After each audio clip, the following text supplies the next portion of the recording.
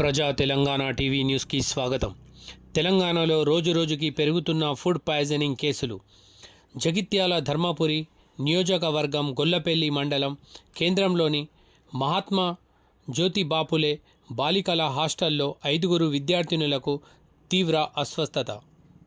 Hostel సిబ్బంది వెంటనే 108 వాహనంలో జిల్లా ఆసుపత్రికి తరలించారు.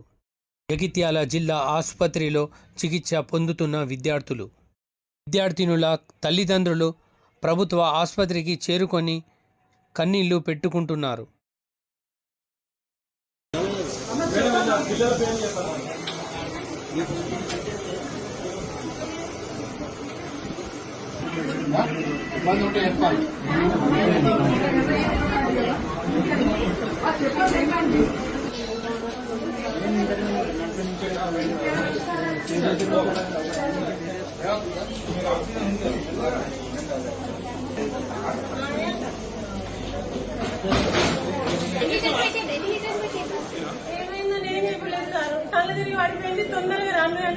అంటే ఏ స్కూల్లో